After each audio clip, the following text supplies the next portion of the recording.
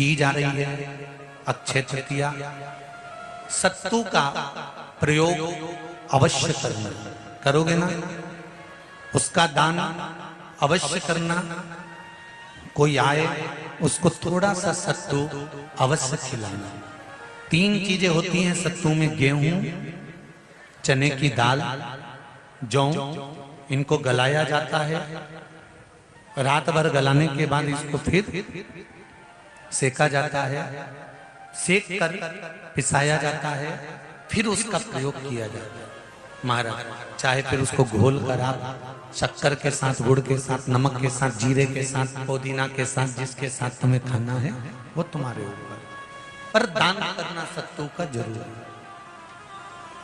एक चुटकी मात्र भी अगर सत्तू आपने दान किया है बैसाख महीने में, उसका फल जरूर मिलेगा, जरूर प्राप्त। बैसाख के महीने में एक पकवान बनता है शंकर जी का,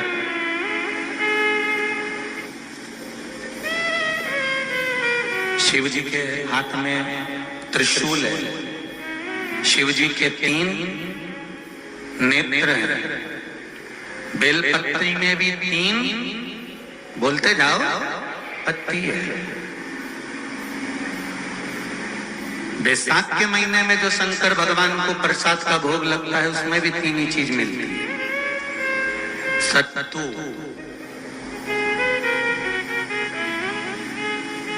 कोई दूसरे महीने में बनता है? जम के तो बोलो, नहीं। कब बनता है? यही बैसाख के महीने में।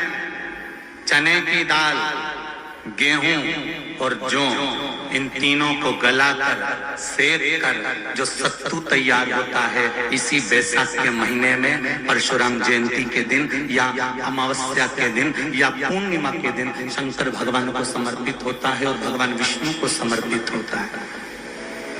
दुनिया के लोग कहते क्या होता है सत्तू से?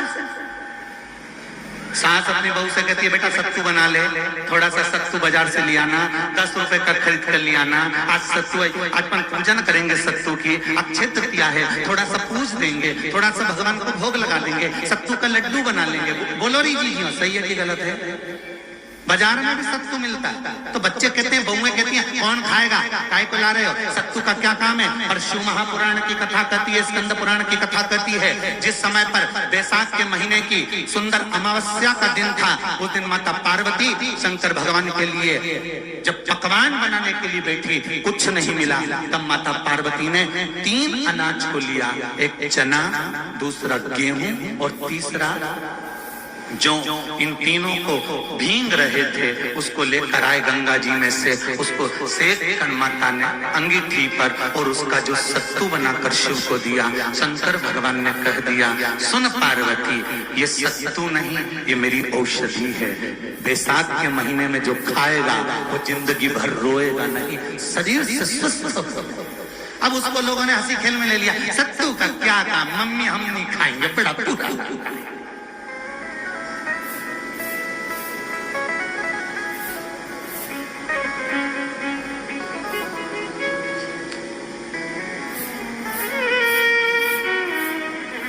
शिव जी का एक एक चीज,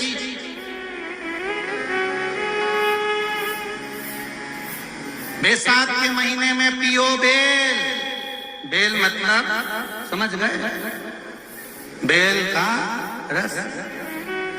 बैसाख के महीने में पियो बेल और शरीर को रखो ऑलिव बेल।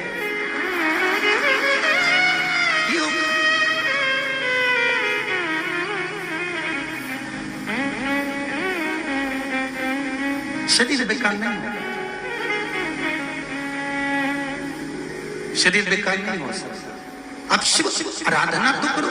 हाँ, जिंदगी की मोड़ पर शंकर परीक्षा बहुत लेते हैं, बहुत परीक्षा।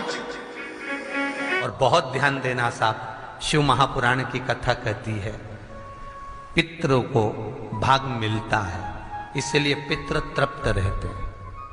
कितने भाग्यशाली। अभी हमारे यहाँ एक तिथि आने वाली है, अक्षय तृतीया। जितने आस्था चैनल पर कथा सुन रहे हो, जितने फेसबुक और यूट्यूब पर सुन रहे हो, बहुत सावधानी से सुनना।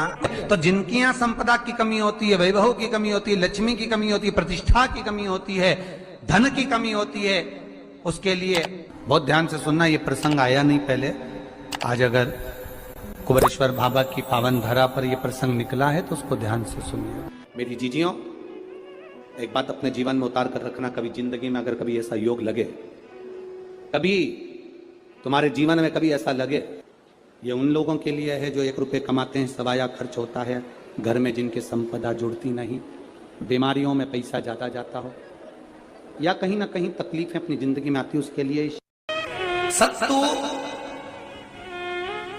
12 महीने खाओ मत खाओ। कौन सा महीना? बैसाख के महीने में सत्तू जरूर खाओ। और सत्तू चाइना से नहीं आएगा, इंडिया में बनेगा और बना भारत में ही।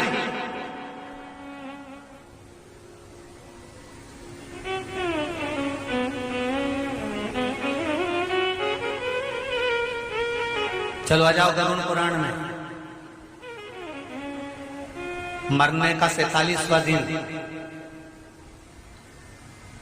जब मरेंगे तब गरुड़ पुराण बचेगी, पहले सुन लो।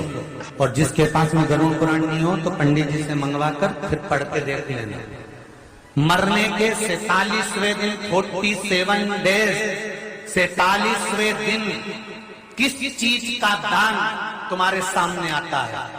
के 47वें दिन, 10 दिन तक तो जीवात्मा घर की अटारी करे थी, मरने के बाद 12वें के दिन चली जाती है।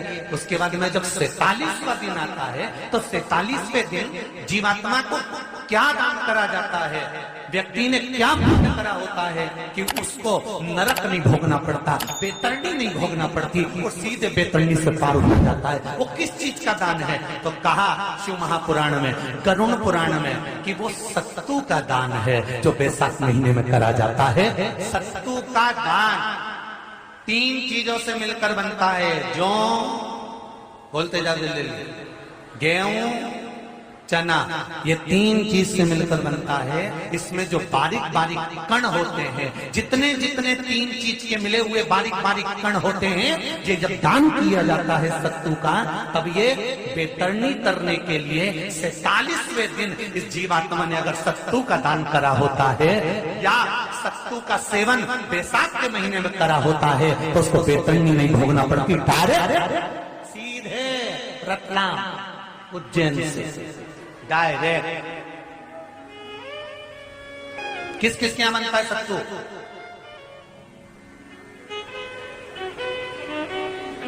मैंने भी तो ये पूछा किस किस के यहां बनता है। मैं अभी थोड़ी ना कि अभी बन गया, बैसाख में बनता तो होगा।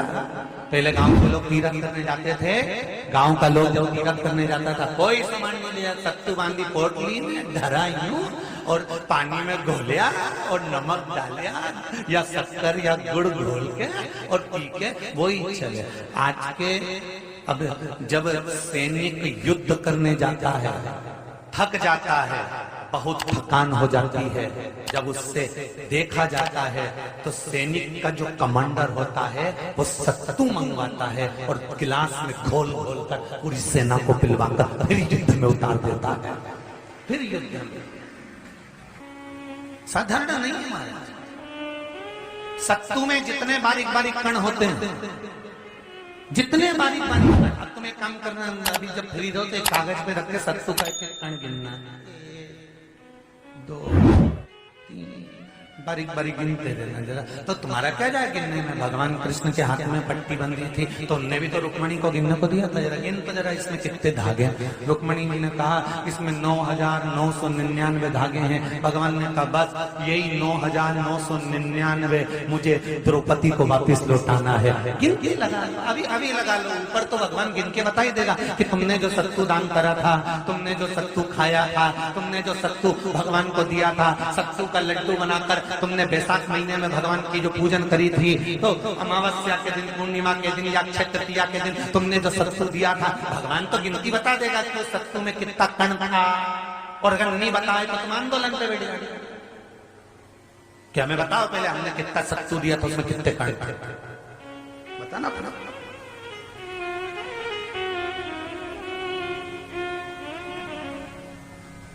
एक एक शिव की आराधना में, चांगुना में एक लोटा जल भरा, उसमें थोड़ा सा चंदन डालकर बेलपत्री के वृक्ष के नीचे ले जाकर डाल देती, थोड़ा सा जल बचाकर शिव जी को डाल देती। शंकर भगवान ने एक दिन चांगुना के सामने मन में विचार प्रकट करा और पार्वती जी से कहा, पार्वती एक बात समझ में नहीं आती, आधा जल ये बेलपत्री को देती है, आधा जल मुझे देती है, जब आधा जल मुझे देती है तो मुझे बड़ा गुस्सा आता है। भगवान ने कहा ये आधा जल कहाँ डोल के आती है? पार्वती जी ने कहा उसके संतान नहीं है, इसलिए वो बेलपत्री की भी आराधना करती है और